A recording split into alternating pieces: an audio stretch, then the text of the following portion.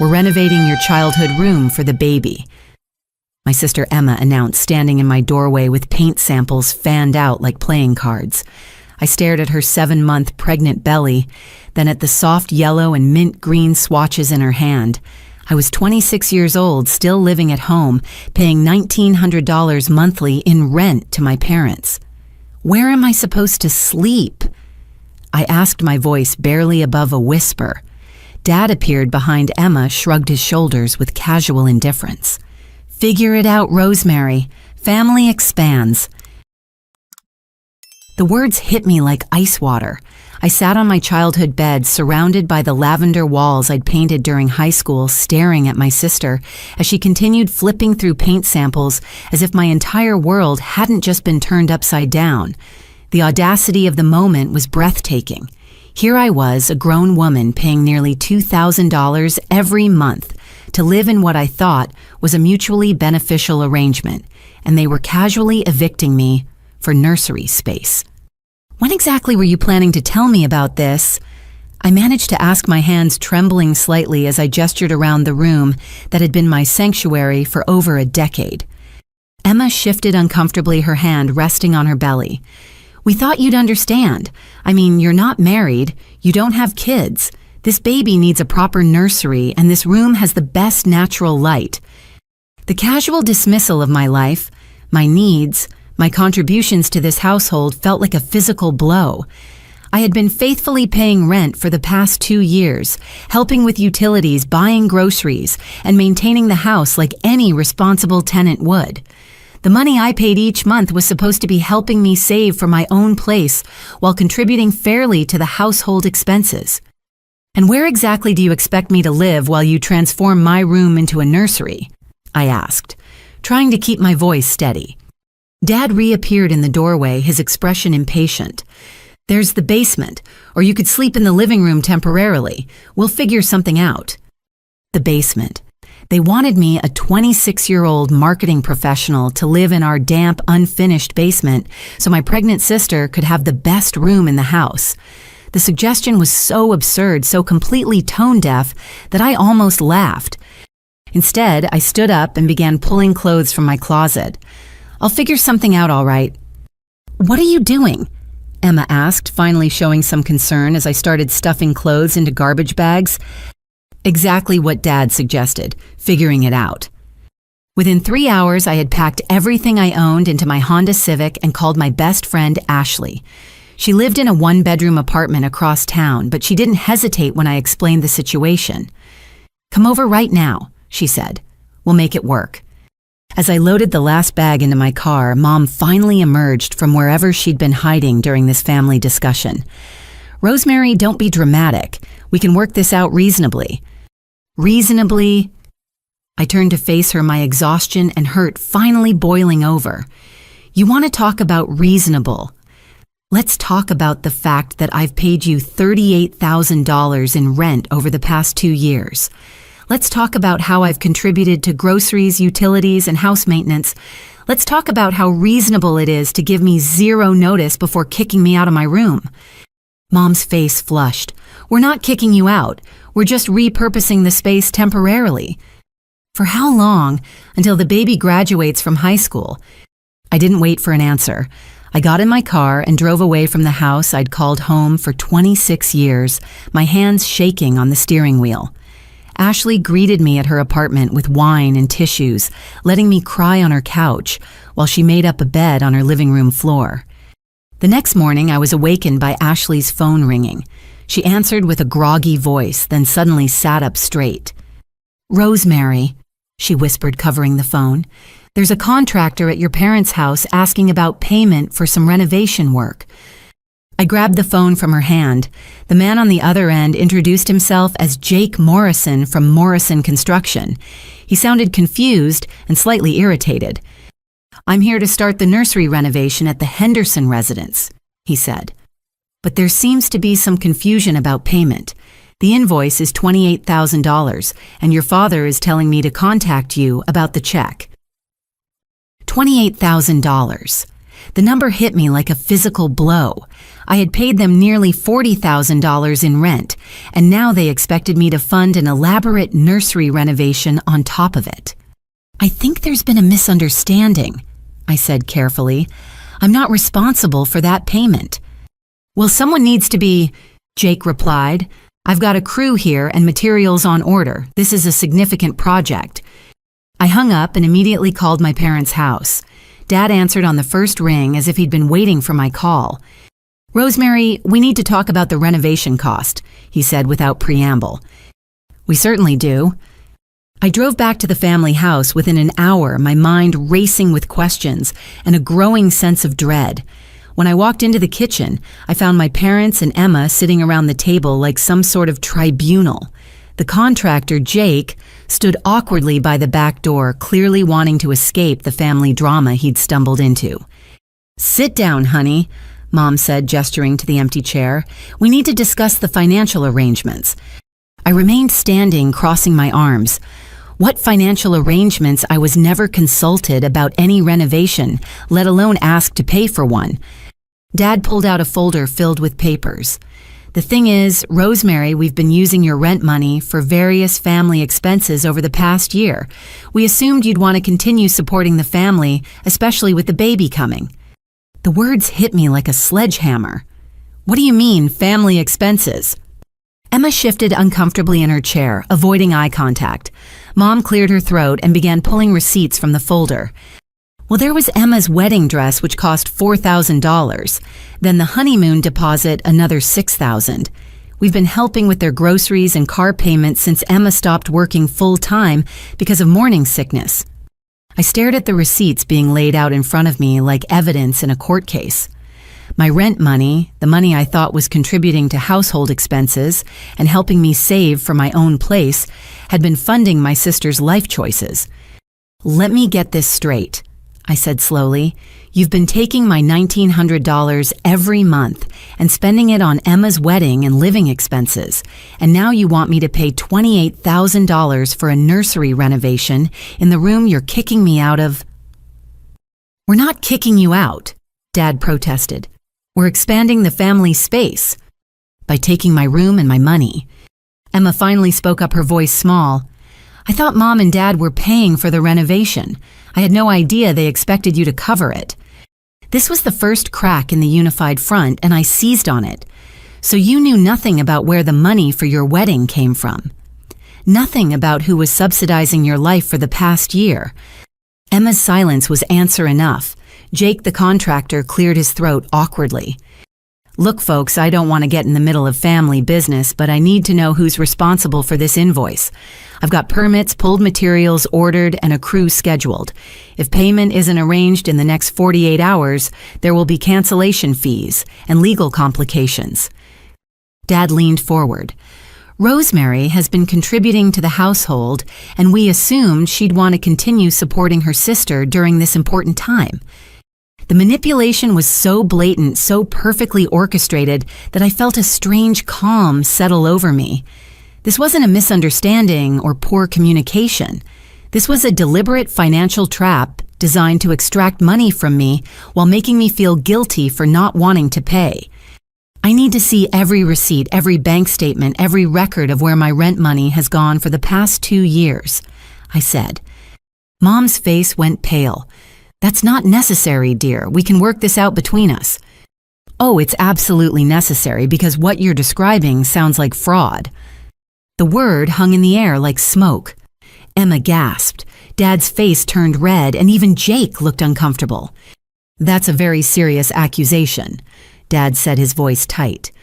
"And taking someone's money under false pretenses is a very serious crime," I replied. I pulled out my phone and started dialing. "Jake, I'm going to need you to hold off on any work until we resolve this. I'm calling my lawyer." "Your lawyer?" Mom stood up quickly. "Rosemary, there's no need for lawyers. We're family."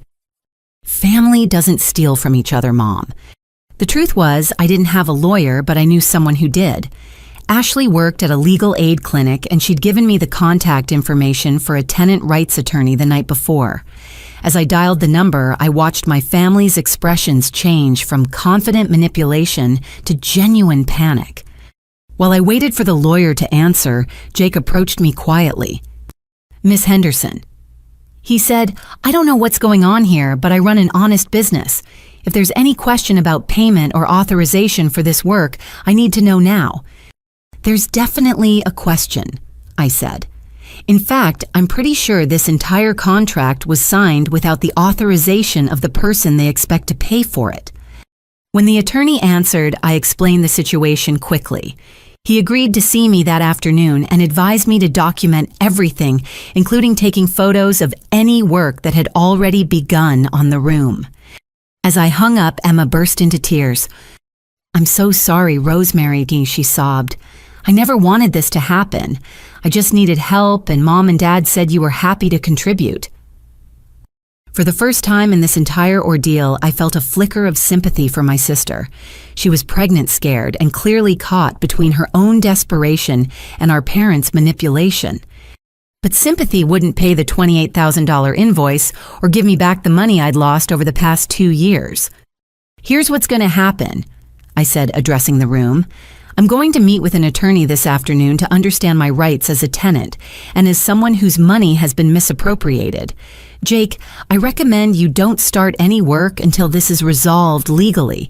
And Mom and Dad, I suggest you start gathering those financial records I asked for, because we're going to need a complete accounting of where every penny of my rent money has gone." I turned to leave, then stopped at the kitchen door. "Oh, and just so we're clear, I'm not paying for the renovation. I'm not paying cancellation fees. I'm not paying for anything else until I understand exactly how much money you've taken from me and what my legal options are."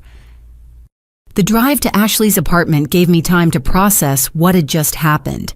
My parents hadn't just taken my room, they'd been systematically draining my finances while making me believe I was contributing to a fair arrangement. The rent money I thought was helping me build toward independence had been funding someone else's life while leaving me trapped and dependent. But as I pulled into Ashley's parking lot, I felt something I hadn't expected: relief. For the first time in 2 years, I could see the situation clearly. The manipulation, the guilt trips, the family loyalty arguments were all just smokescreens for financial exploitation. And now that I could see it, I could fight it. The attorney's office was a small, cluttered space above a coffee shop downtown. Margaret Walsh specialized in tenant rights and family financial disputes, according to her website. When I explained my situation, she leaned back in her chair and shook her head. "This is more common than you'd think," she said. "Adult children paying rent to parents often find themselves in legal gray areas, especially when the family starts treating them as both tenants and financial resources." She pulled out a legal pad and started taking notes as I detailed the past 2 years of payments, the sudden eviction notice, and the expected renovation costs. "The good news is that you've been paying rent regularly, which establishes you as a tenant with certain rights. The bad news is that family financial arrangements can be complicated to unravel legally." "What are my options?" Margaret flipped through her notes. "Well, first we need to establish whether this renovation was contracted with your knowledge or consent. If your parents signed a contract expecting you to pay without your authorization, that's problematic for them. Second, we need to determine if your rental arrangement included any written agreements about how your money would be used." I realized with sinking clarity that everything had been verbal. No lease. No written agreement about what my rent covered, no documentation of what I was entitled to as a paying tenant. "Nothing was written down," I admitted. "That actually works in your favor," Margaret said. "Without a written lease specifying otherwise, you have standard tenant protections. They can't just kick you out without proper notice, even for renovations." She handed me a business card. "I'm going to draft a cease and desist letter to send to your parents today. It will demand they stop any renovation work on your room without proper notice and legal process. I'm also going to request a full accounting of how your rent money has been used." "How much will this cost?" For a case like this, I usually work on contingency. If we recover money that was improperly taken from you, I take a percentage. If not, you only pay for the initial consultation and documents. I left the attorney's office feeling like I finally had someone on my side. The cease and desist letter would be delivered the next morning, and Margaret had advised me to start documenting everything, saving text messages, keeping receipts, and writing down every conversation about the situation. When I got back to Ashley's apartment, she was waiting with Chinese takeout and a bottle of wine. "How did it go?" she asked. I explained the meeting while we ate. Ashley listened intently, occasionally shaking her head in disbelief. "I can't believe they thought they could just steamroll you like that," she said. My phone buzzed with a text from Emma. "Can we talk privately without Mom and Dad?" I showed the message to Ashley, who raised an eyebrow. Could be a trap. Or she might actually want to tell me the truth. I texted back that I'd meet Emma at a coffee shop near her apartment the next morning. Whatever she had to say, I wanted it to be away from our parents' influence. That night I couldn't sleep. I kept thinking about the money, the manipulation, and the casual way my family had discarded my needs for Emma's wants. But I also thought about Margaret's confidence that I had legal options. For the first time in days, I felt like I might be able to fight back effectively. The next morning, Emma was already waiting at the coffee shop when I arrived. She looked exhausted with dark circles under her eyes and her usually perfect hair pulled back in a messy ponytail. "Thank you for meeting me," she said as I sat down across from her. "What did you want to talk about?" Emma stared into her coffee cup. "I need to tell you the truth about everything, about the money, the renovation, all of it." I waited, not trusting myself to speak without anger creeping into my voice. "Mom and Dad have been struggling financially for the past year," Emma began. "Dad's consulting business has been slow, and they've been using credit cards to cover the mortgage. When you started paying rent, it helped, but then you needed a wedding. Then I got pregnant and David lost his job." Emma looked up at me with tears in her eyes. "He got laid off from the accounting firm 2 months ago, right after we found out about the baby. We've been living on unemployment and whatever I make from freelance graphic design work." This was the first I'd heard about my brother-in-law's job loss. Why didn't anyone tell me? Because Mom and Dad said you'd feel obligated to help and they didn't want you to worry. Emma laughed bitterly. "They said it was better to just use your rent money to help us through the rough patch." The picture was becoming clearer, and it was even worse than I'd thought. Not only had my parents been misappropriating my money, but they'd been doing it to cover their own financial problems while helping Emma and David avoid the consequences of their situation. So the renovation was Dad's idea. He said it would kill 2 birds with 1 stone, get you to move out so we could move back in and save on our apartment rent and create a project expensive enough that you'd have to keep contributing money to the household. I felt physically sick. "You're telling me this was all a setup?" I think Dad saw it as a solution to everyone's problems. You'd get motivated to find your own place. We'd get help with living expenses and a free place to stay, and Mom and Dad would have steady income from your rent, plus whatever you contributed to the renovation. Except I'm the only one sacrificing anything in this arrangement. Emma nodded miserably. "I realized that yesterday when you walked out. I've been so focused on my own problems that I didn't think about what this was costing you." My phone buzzed with a text from an unknown number. "This is Jake Morrison, the contractor. I received a legal notice this morning about stopping work on your parents' house. Can we talk?" I showed Emma the message. Her face went pale. "You got a lawyer?" "I got a lawyer." "Rosemary, please, can't we work this out without involving lawyers? Mom and Dad are panicking about legal fees." They should have thought about that before they decided to commit fraud. Emma flinched at the word. It wasn't fraud. It was poor communication and bad decisions. Taking someone's money under false pretenses is fraud, Emma. Contracting work and expecting someone else to pay without their knowledge is fraud. Making me believe my rent was going toward household expenses when it was actually funding your life is fraud. I stood up to leave. "I'm sorry you and David are struggling. I'm sorry you're pregnant and scared. But I'm not responsible for fixing your problems by sacrificing my financial stability and future." "What happens now?" Emma asked quietly. Now you figure out how to handle your own situation without using me as a personal ATM. I called Jake Morrison from the parking lot. He suggested meeting at the job site so I could see exactly what work had been proposed and what had already been started. When I arrived at my parents' house, I found him measuring the windows in my former bedroom. "Miss Henderson," he said, "I have to say this is the strangest situation I've encountered in 20 years of construction work." "How so?" "Well, your parents signed a contract for extensive renovation work, including custom built-in closets, new flooring crown, molding, a complete bathroom renovation, and high-end fixtures.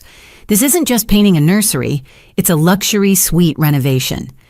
I looked around my childhood room, which had already been stripped of furniture and had holes in the walls where electrical work had begun.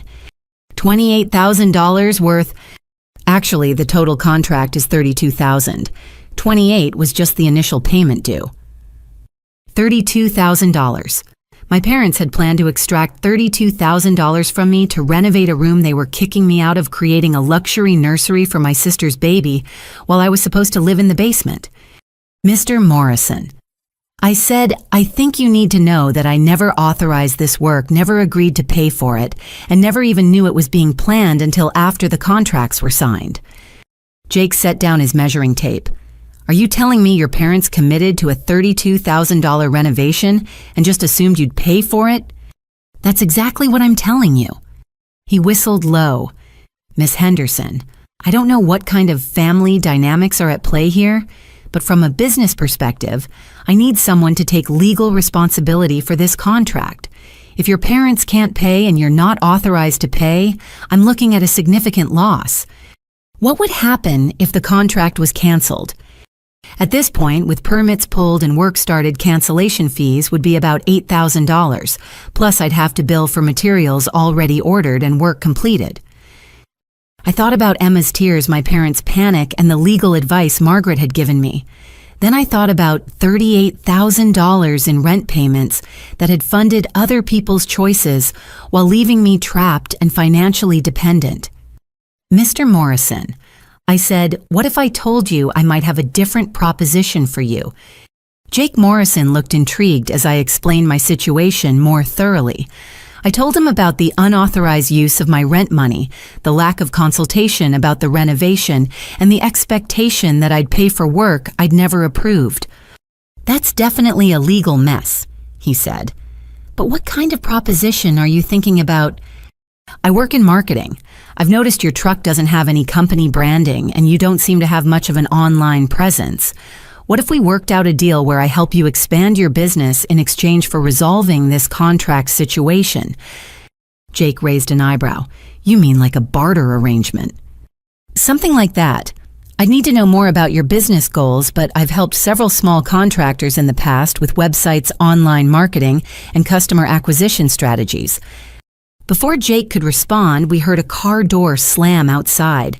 Through the bedroom window, I saw my parents hurrying up the front walk, both looking frantic.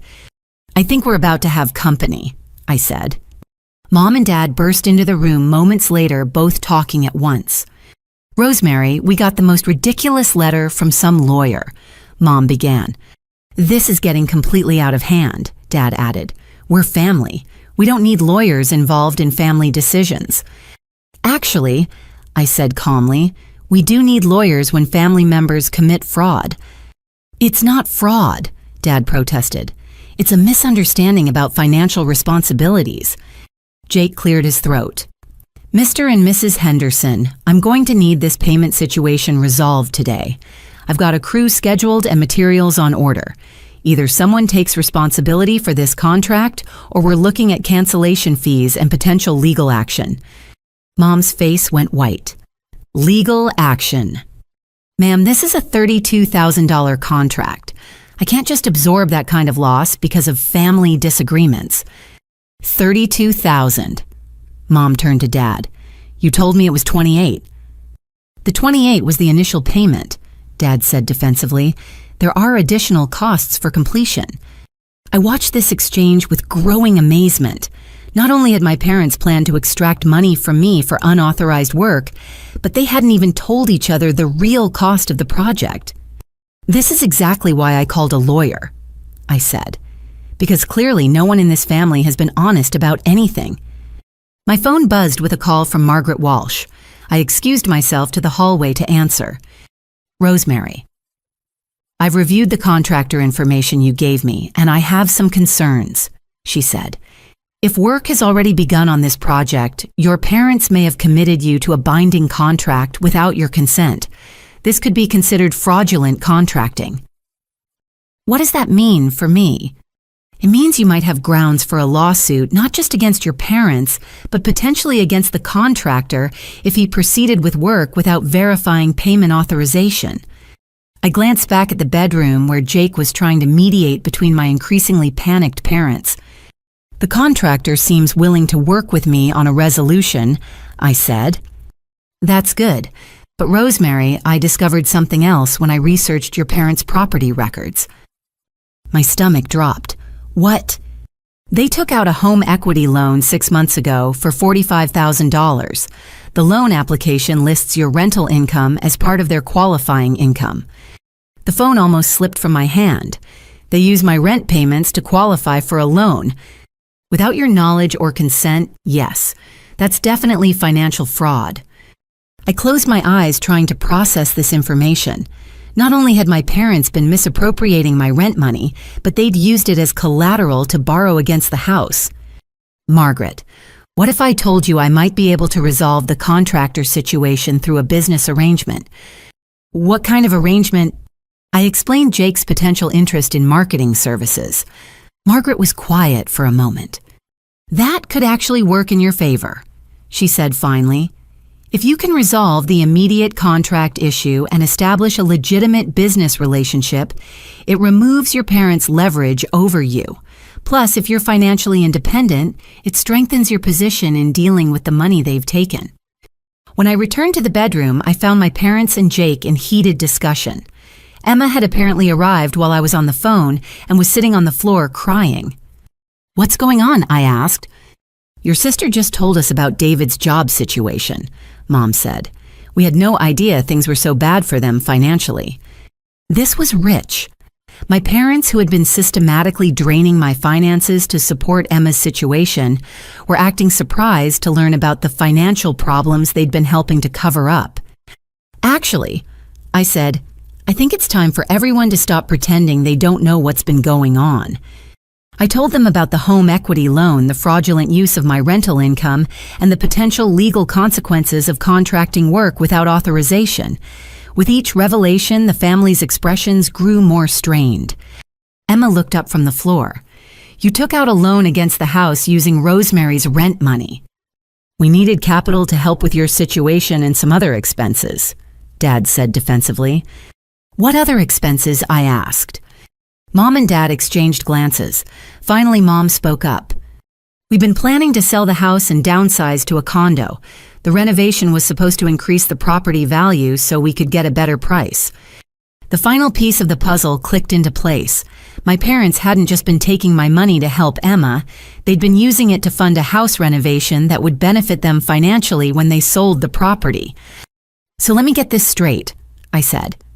You've been taking my rent money to fund Emma's wedding and living expenses while also using it as collateral for a loan to pay for house renovations that would increase the value of an asset I have no stake in. And then you expected me to pay an additional $32,000 for a luxury nursery in a house you're planning to sell. The silence in the room was deafening. Jake Morrison cleared his throat. Miss Henderson, about that business proposition you mentioned. I think we need to talk. I spent the next 2 hours with Jake at a coffee shop discussing his business goals and my marketing capabilities. It turned out that Morrison Construction had been operating primarily on referrals for the past 20 years, but Jake was ready to expand and modernize his approach. I've got the skills and the reputation, he said, but I don't understand social media, online reviews, or digital marketing. Most of my competitors have websites and online presence that make me look like I'm stuck in the past. I pulled out my laptop and showed him examples of marketing campaigns I'd developed for other small businesses. Jake was particularly interested in a case study where I'd helped a plumbing company triple their customer base in 18 months through targeted online advertising and reputation management. What would something like that cost? He asked. For a full marketing package, including website development, social media management, online advertising, and reputation management, I usually charge between $15,000 and $25,000 for the first year, depending on the scope. Jake leaned back in his chair. And you think this could help me grow the business significantly? I think it could transform your business. Construction is a competitive field, but most contractors are terrible at marketing. The ones who invest in professional marketing tend to dominate their markets. Here's what I'm thinking, Jake said. Your parents' contract is for $32,000. If you provide me with a comprehensive marketing package valued at that amount, I'll consider the contract fulfilled, and your family off the hook for payment. It was an elegant solution. I'd be providing services worth the contract amount my parents would be released from their financial obligation, and I'd gain a potentially lucrative long-term client. There's one condition, I added. I want a separate contract with you for ongoing marketing services after the initial package is complete. I think we could build something really successful together. Jake extended his hand. Deal, but I'll need to see a formal proposal with deliverables and timelines. I can have that to you by tomorrow morning. When I returned to my parents' house, I found a very different scene than I'd left. Emma was gone and my parents were sitting at the kitchen table surrounded by financial documents and looking defeated. Where's Emma? I asked. She went home, Mom said quietly. She and David are going to figure out their own living situation without involving us. Good for them. Dad looked up from a stack of bills. Rosemary, we need to talk about the money situation. Yes, we do. I sat down across from them and explained the arrangement I'd worked out with Jake. Their relief was visible, but I wasn't finished. Now we need to talk about the $38,000 in rent you've misappropriated over the past 2 years. It wasn't misappropriated, Dad protested weakly. You were living here contributing to the household. Contributing to the household would be paying for utilities, groceries, and maintenance. Paying for Emma's wedding, subsidizing her living expenses, and funding your house improvements while being expected to live in the basement is not contributing to the household. It's being financially exploited. I pulled out the documentation Margaret had prepared. According to my attorney, using my rental income as collateral for your home equity loan without my knowledge constitutes fraud. Contracting renovation work and expecting me to pay for it without authorization is also fraud. Mom started crying. We never meant for it to go this far. We were just trying to help Emma through a difficult time. With my money, without my knowledge or consent. What do you want from us? Dad asked. I want full repayment of the money that was used for purposes other than legitimate household expenses. According to my calculations, that's approximately $26,000. Dad's face went red. We don't have that kind of money. Then you'll need to figure out how to get it, just like you expected me to figure out how to pay for the nursery renovation. I stood up to leave. I'll give you 30 days to come up with a repayment plan. If we can't reach an agreement, my attorney will file a civil lawsuit for recovery of funds plus damages. Rosemary, please, Mom pleaded. We're family. Can't we work this out without threats of lawsuits? We're family when you need my money, I said. But when I need a place to live or input on major financial decisions that affect me suddenly, I'm just a tenant who should figure it out on my own. I left them at the kitchen table and went to collect the rest of my belongings from the garage. As I packed the last box into my car, Emma pulled into the driveway. Rosemary, wait, she called, getting out of her car. I need to tell you something. What now? David and I talked, and we want to pay you back for the money Mom and Dad used to help us. It might take a while, but we'll figure out a way. This was unexpected. Emma, you don't have to. Yes, I do. David was furious when I told him the whole story. He had no idea that your rent money was being used to subsidize our life. He said it was basically theft, and he's right. For the first time in days, I felt a flicker of hope that my family relationships might be salvageable. I appreciate that, I said. But first, you two need to focus on getting back on your feet. We're going to, Emma said. David has some interviews lined up and I'm going to increase my freelance work. We're moving to a cheaper apartment and we're going to stop taking money from Mom and Dad. Good for you. Emma looked down at her feet. I'm also sorry about the room situation. It was wrong to just assume you'd give up your space without being consulted. Thank you for saying that. Where are you going to live? I'm working on it, I said. But for the first time in 2 years, I'll be making that decision based on what I want and can afford, not what's convenient for everyone else. As I drove away from the house, I felt lighter than I had in months. The business arrangement with Jake would not only resolve the immediate crisis, but potentially launch my career as an independent marketing consultant. The legal pressure on my parents would either result in repayment or at least acknowledgement of the financial harm they'd caused. And Emma's apology, while not fixing everything, suggested that at least one family member was capable of recognizing when they'd done wrong. For the first time since Emma had appeared in my doorway with paint samples, I felt like I was in control of my own situation. The proposal I prepared for Jake Morrison was the most comprehensive marketing package I'd ever developed. I included website design and development, search engine optimization, social media strategy, and management online advertising campaigns, reputation management, branded materials, and a year of ongoing consultation and support. When I presented it to him the next morning, he whistled appreciatively. "This is impressive work," he said, flipping through the detailed timeline and deliverables. I had no idea marketing could be this strategic. Most small business owners don't, I said. They think marketing is just putting an ad in the phone book or having a Facebook page. But comprehensive marketing is about building a brand, establishing trust, and creating systems that generate consistent leads and referrals. Jake signed the contract immediately. When can we start? Right now if you want. I'll need access to your existing business information logo files if you have them, and a list of your current and past clients for testimonials. Over the next 2 weeks, I threw myself into the Morrison construction marketing project with more enthusiasm than I'd felt about work in years. Working from Ashley's living room, I built Jake's website, created his social media presence, and developed advertising campaigns that started generating leads within days. The transformation was remarkable. Jake went from getting 1 or 2 inquiry calls per week to fielding dozens. His phone started ringing so frequently that he had to hire an answering service. Rosemary. He said during one of our weekly check-ins, "This is incredible.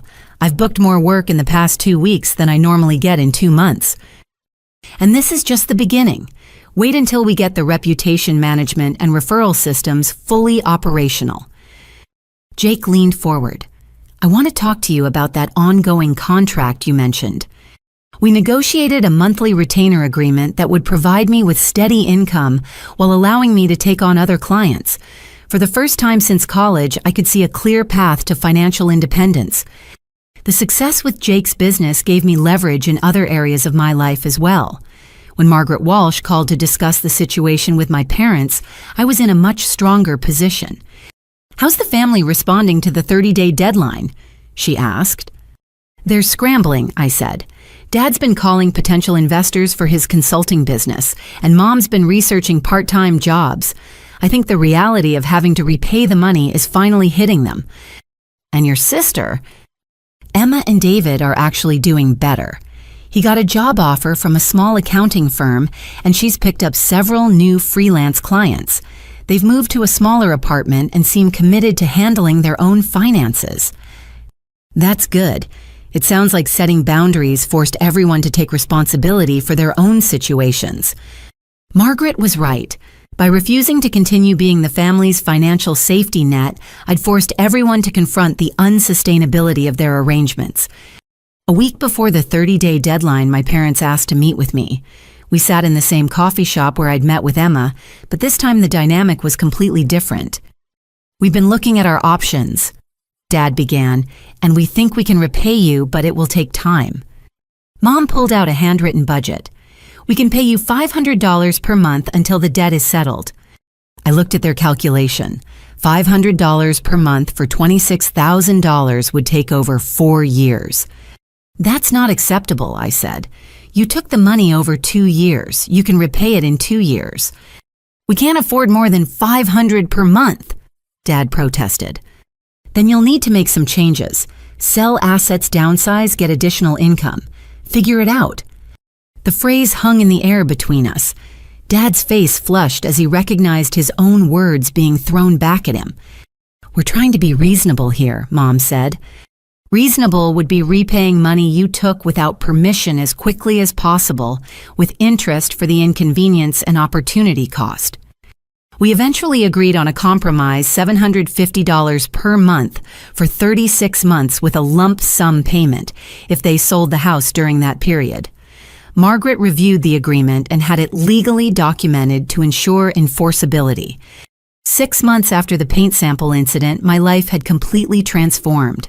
I was living in my own one-bedroom apartment running a successful marketing consultancy with Jake as my anchor client and maintaining cordial but boundaried relationships with my family. Emma had her baby in October, a healthy girl they named Charlotte. When she invited me to visit, I was surprised to find myself genuinely happy to meet my niece. Emma and David had created a modest but comfortable home in their new apartment, decorated with furniture from thrift stores and Emma's own artwork. "We're doing it on our own," Emma said proudly as she showed me around. "It's tight financially, but everything we have, we earned ourselves." "How does it feel?" I asked. "Scary sometimes, but also amazing. I didn't realize how much stress I was carrying from always owing money to someone or depending on someone else to solve our problems." The monthly payments from my parents had been arriving on schedule, and while our relationship was still strained, there was a new respect in our interactions. They had learned that I was capable of protecting myself legally and financially, and I had learned that I didn't need their approval or support to build a successful life. But the most unexpected development came from my business relationship with Jake. The marketing campaigns had been so successful that he was considering franchising his construction model to other markets. "I want you to be my partner in this expansion," he said during a meeting in December. "Not just the marketing consultant, but an actual business partner." The opportunity would require me to invest some capital and take on more responsibility, but the potential returns were substantial. After years of having my money taken by others, I was being offered the chance to truly invest in my own future. As I sat in my apartment that evening reviewing the partnership proposal, I reflected on how dramatically my life had changed.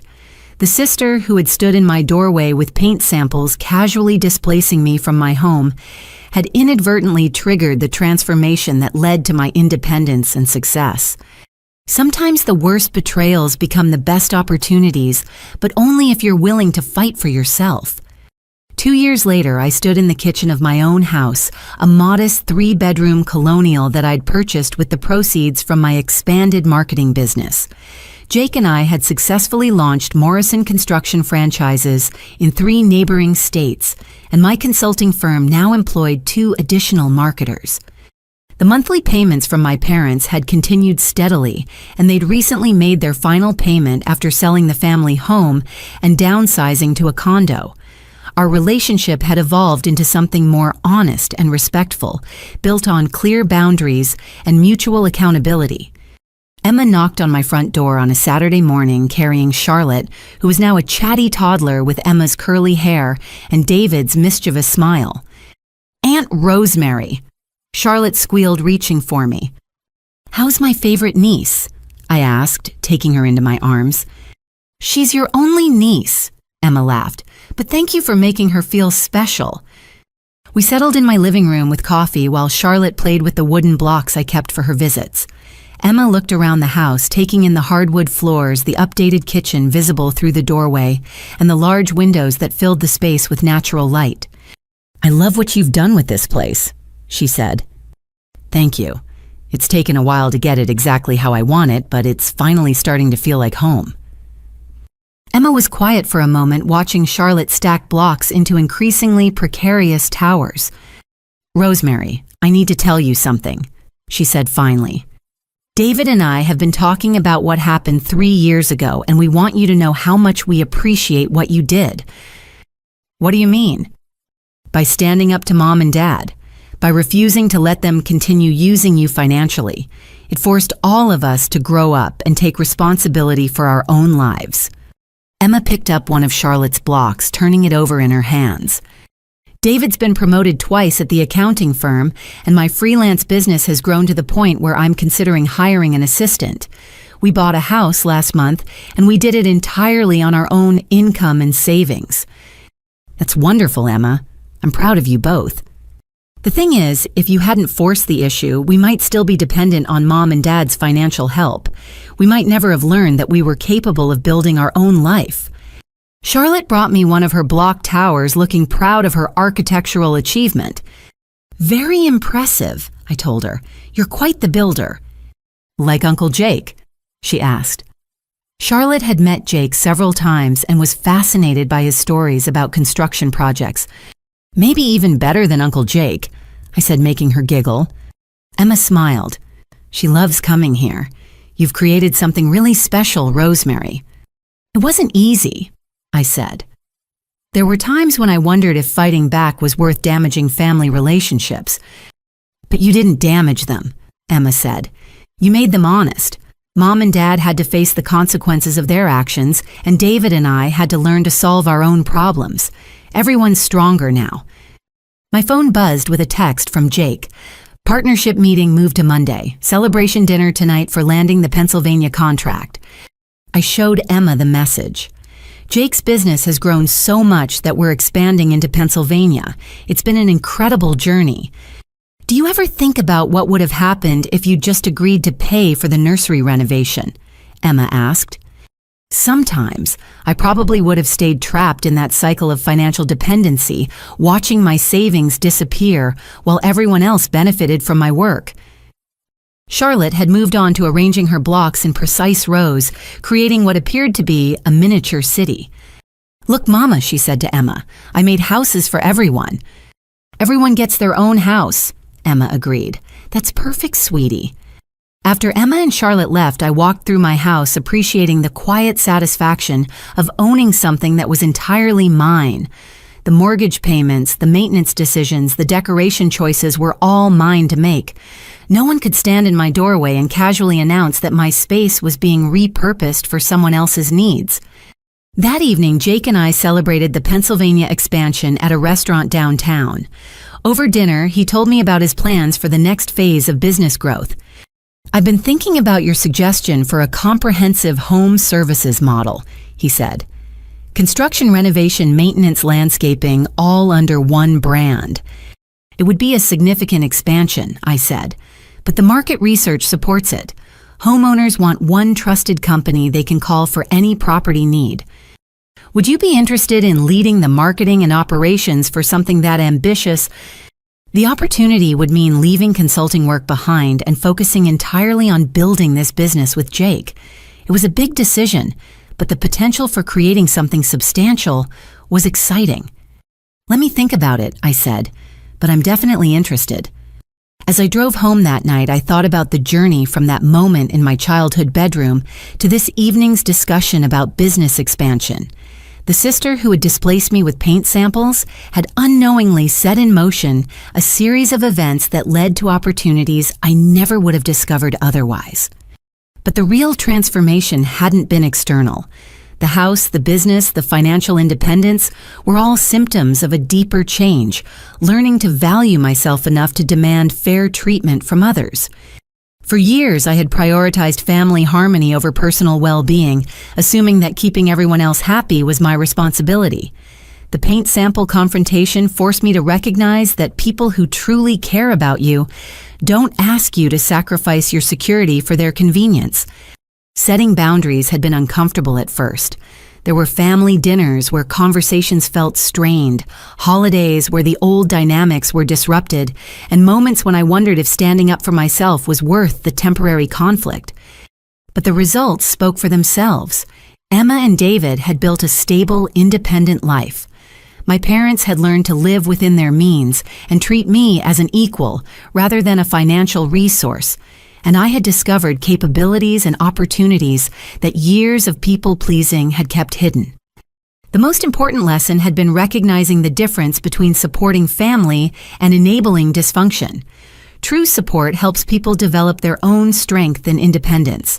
Enabling dysfunction means absorbing the consequences of other people's poor decisions while preventing them from learning and growing.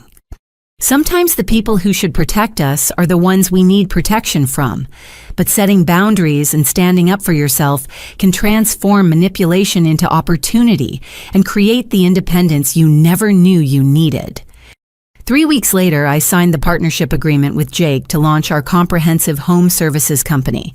It felt like the perfect next step in a journey that had begun with paint samples and a casual announcement that my space was being taken away. But this time, I was the one making the decisions about my future, and no one could stand in my doorway and tell me to figure it out on my own. Have you ever found yourself in a situation where family members expected you to sacrifice your own security for their convenience? How did you handle it?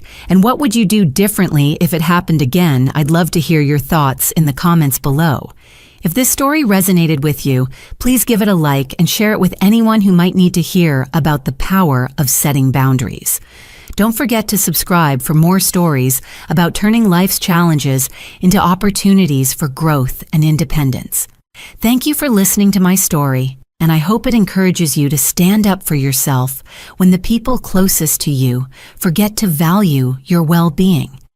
Remember, sometimes the most loving thing you can do for your family is to stop enabling their dysfunction and start modeling healthy boundaries. Until next time, keep fighting for the life you deserve.